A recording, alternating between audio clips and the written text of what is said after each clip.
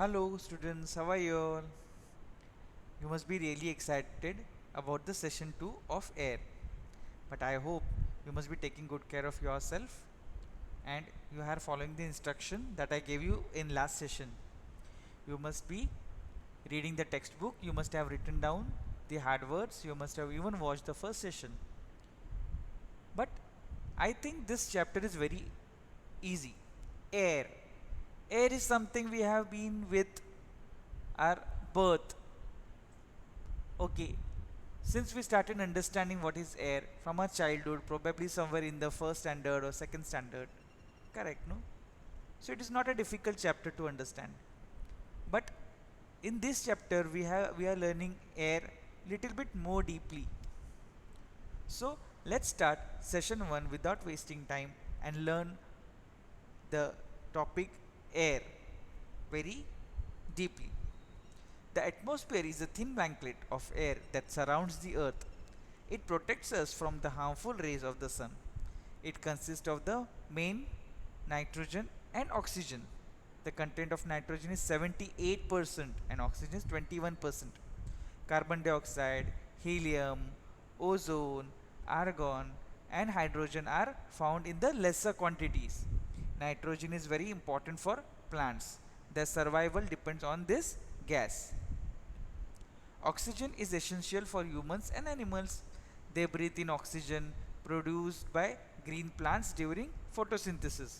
Do you know what is photosynthesis? Yes, we have learned this in our science chapter, photosynthesis.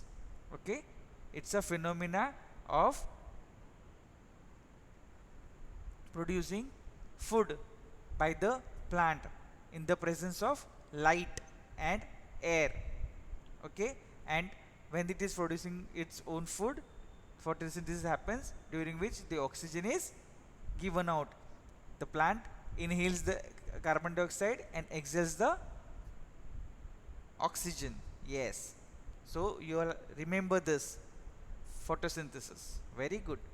Green plants take in carbon dioxide which is released by humans and animals. Thus there is a mutual relation between plants and the animals or humans.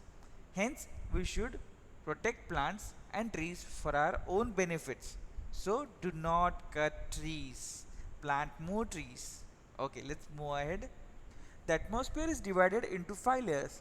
Starting from the Earth's surface, these layers are troposphere, stratosphere, mesosphere, thermosphere, and exosphere. The troposphere is the layer in which air we breathe exists. Almost all weather phenomena occur here. The stratosphere contains a layer of ozone gas. The mesosphere extends up to the height of 80 km. Meteorites burn up in this layer on entering from the space. The thermosphere helps in radio transmission. Ex- Exosphere is the uppermost layer where the air is very thin. Weather is R to R, day to day condition of the atmosphere. Climate is the average weather condition of a place for a long period of time.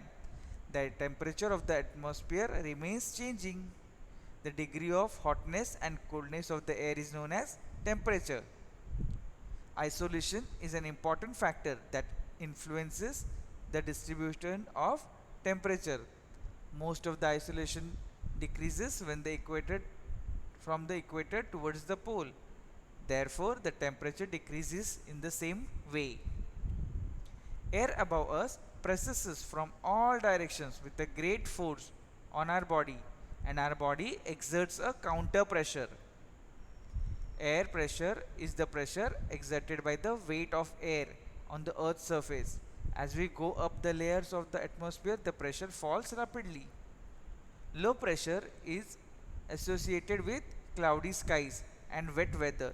High pressure is associated with clear and sunny skies. The air always moves from higher pressure area to the low pressure area. Wind is the movement of air from the high pressure area to low pressure area. Wind may be gentle, at times it may be strong and devastating, that is destructive. Winds are three types: permanent wind, seasonal winds, and local winds. Moisture means humidity. A humidity is one when the air is the fall of water vapor.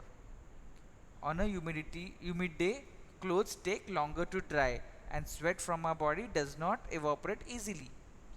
Clouds are masses of water droplets. When these droplets of water become very heavy, they come down as precipitation. Precipitation that comes down to the earth in liquid form is called rain. Here are three types of rain on the basis of mechanism: the conventional rain, the orographic rainfall, and cyclonic rainfall. See, here I have given you the constituents of air. Nitrogen is 78%, oxygen is 28%, and carbon dioxide is 0.05%, argon is 0.93%, etc. Now let us see the structure of the atmosphere. From the ground, it is troposphere, then stratosphere, mesosphere, thermosphere, and exosphere. This is where we end with the chapter. I hope you must have understood all the topics that we covered in both the session. And as per the instruction, if you have read the textbook, that means there would be no chance of anything that has been missed out. Okay, watch the videos again and again if you want to refer it.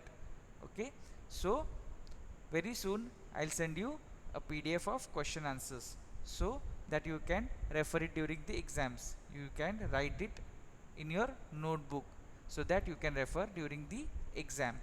So if you have any query, you can ask during the live sessions. So take care of yourself, stay home, stay safe. Bye bye.